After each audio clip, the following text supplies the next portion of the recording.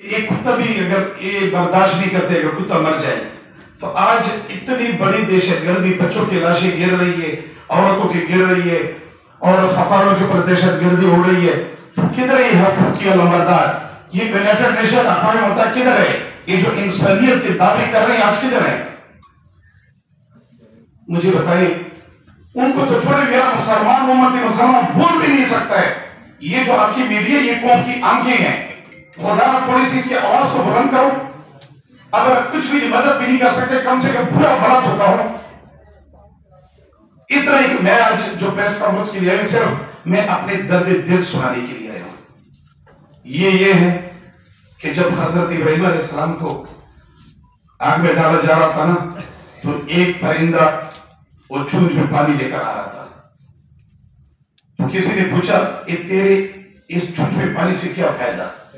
तो उसने फरमाया, आग बुझाना न बुझाना ये अल्लाह का काम है, लेकिन मेरे चूंझ में जितना पानी आ रहा है मैं हक अदा कर, ताकि कल क़यामत के दिन मैं अल्लाह के सामने जवाब दे। आज हम इतने डर गए हैं कि न आवाज उठा रहे हैं, न मदद कर रहे हैं, न कुछ कर रहे हैं। आखिर कहां तक, कब तक खामोशी हमारी होगी? कितनी अफसोस के साथ, चलो इजहार जैसे तो नहीं करो, लेकिन ये तो ना करो, कम से कम अपनी शादियों को और बिजली को थोड़ा सा आराम तो दे दे, एक महीने के लिए, जब तक की कमाई हो रही है। वैसे तो हम वैसे भी नहीं बोल सकते। अल्लाह का शुक्र है कि हम इतने तकड़े हैं, दलेर हैं, वो तो बोल नहीं सकते कि ये तो करें, कम से कम उनके लिए अफसोस तो करें, मीडिया पर आवाज उठाएं कि क्यों ऐसा जुल्म हो रहा है। ऐसा जुल्म कभी जिंदगी में नहीं हुआ। और कहते हैं ना कि जब करबला का था तो पूछ रहे थे कि उस समय मुसलमान किधर थे? यही सवाल कर रहे थे कि कुफा में मुसलमान किधर थे, तो आज मुसलमान किधर है? इतना बड़ा जुल्म हो रहा है, क्या मुसलमान को नजर नहीं आ रहा है? तो मैं एक दफा फिर पूरी उम्मत मुसलमान से अपील करता हूं कि खुदा आइए फलस्तीन और क़िबले अव्वल का साथ दें। अगर नहीं देंगे तो कल क़यामत के दिन हमें जवाबदेही करनी पड़ेगी। तो दे दें तो इंशाल्लाह हम अपने जान को हाजिर देंगे, माली जानी दोनों जाकर नचावर करेंगे। तो ये तो हमारा ईमान का हिस्सा है। आज बड़े अफसोस के साथ कहना पड़ रहा है कि उम्मत मुसलमान एक में नहीं बोल रही ना कोई भी बोले तो सही, उनके पास जाए थे कि क्या कर रहे हो, और हम क्या कर रहे?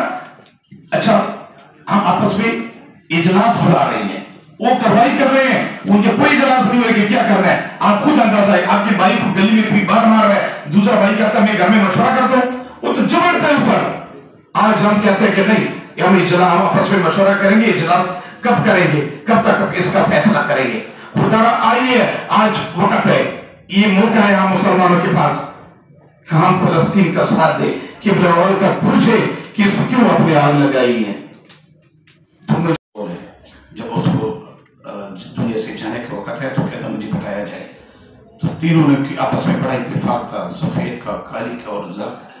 तो जिस वक्त शेर आता था तो इनका आपस में बड़ा इत्तेफाक होता, तीनों सेंगर के करके शेर भाग जाता है। एक दिन शेर आया सफेद के पास, तेरी कितनी खूबसूरत है, तेरी पर्सनैलिटी काली ने सारी मारी ले, अगर तेरी इजाजत हुई तो काली को ना मार दूं? उसने कहा बिल्कुल मार दे।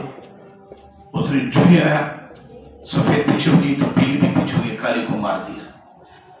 दूसरे दिन फिर आ गया, कहते ये पीली जो है ना आपकी सारी पर्सनैलिटी मारी हुई है, अगर इजाजत हो तो उसको पीली को ना मार दो ताकि शहजादी लगे। उसने कहा ठीक है। जो आया और उसको मार दिया। तीसरे दिन आ गया, चल 13 नंबर है। उसने कहा अच्छा मुझे एक, आपने तो मेरी बड़ी तारीफ की हुई थी, ये क्या बात है? उसने कहा नहीं 13 नंबर है। जिसको अच्छा मुझे एक मौका दे दे। कहता मुझे जरा एक आवाज लगाने दो। वो टेले पर चढ़े कि एक जंगल की जानवर, मैं आज से नहीं मारी गई हूं, मैं उस दिन से मारी जब से काली मारी गई है।